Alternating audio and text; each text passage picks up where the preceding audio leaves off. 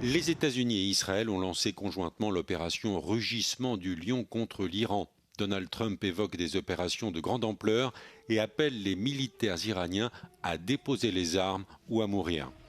Short time ago, the United States military began major combat operations in Iran.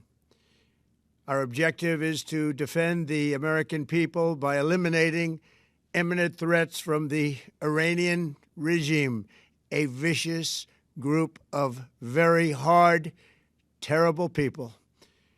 Its menacing activities directly endanger the United States, our troops, our bases overseas, and our allies throughout the world.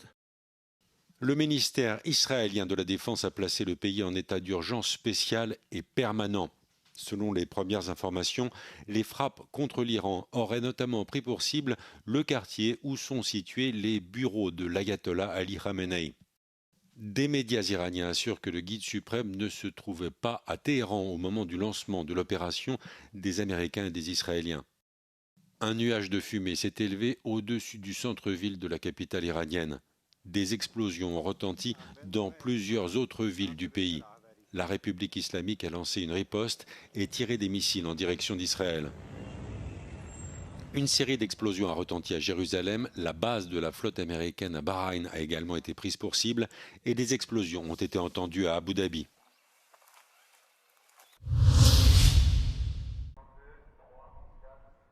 L'armée suédoise a neutralisé un drone à proximité du porte-avions français Charles de Gaulle, alors en escale à Malmö.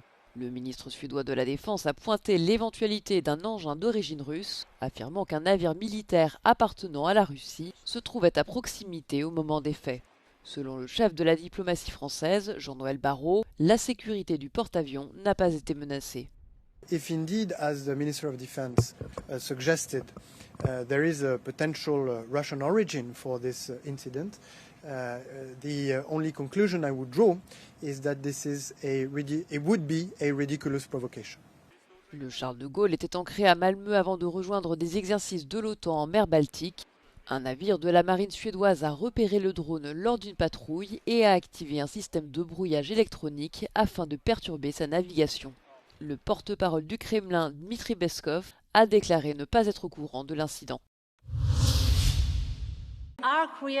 Ursula von der Leyen a décidé vendredi de poursuivre l'application provisoire de l'accord commercial avec le Mercosur. La présidente de la Commission européenne écarte ainsi le recours judiciaire lancé par les députés européens qui avaient suspendu le processus de ratification.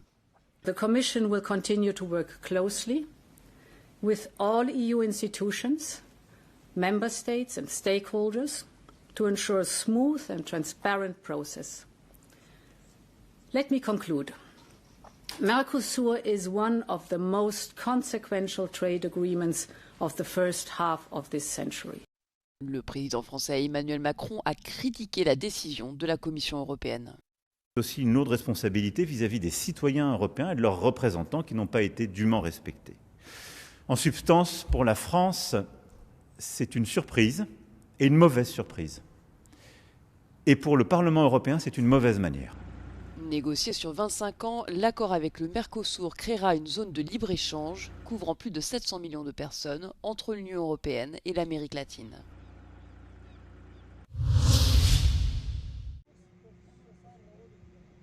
Le Pakistan a déclaré une guerre ouverte à l'Afghanistan, lançant vendredi une série de frappes aériennes visant plusieurs grandes villes du pays, dont la capitale, Kaboul. Ces bombardements interviennent au lendemain d'un échange de tirs meurtriers entre les forces des deux pays. Le ministre pakistanais de la Défense a qualifié l'Afghanistan de colonie de l'Inde, accusant le pays d'exporter le terrorisme. Les autorités talibanes ont rejeté cette accusation, assurant agir contre les mouvements armés. Ce regain de violence survient après des mois de tensions croissantes et l'échec d'un cessez-le-feu négocié par le Qatar et la Turquie. Les affrontements ont déjà fait des dizaines de morts parmi les soldats et les civils et provoqué d'importants déplacements de la population, alimentant une crise migratoire. L'ONU met en garde contre une escalade susceptible de plonger l'ensemble de la région dans une catastrophe humanitaire.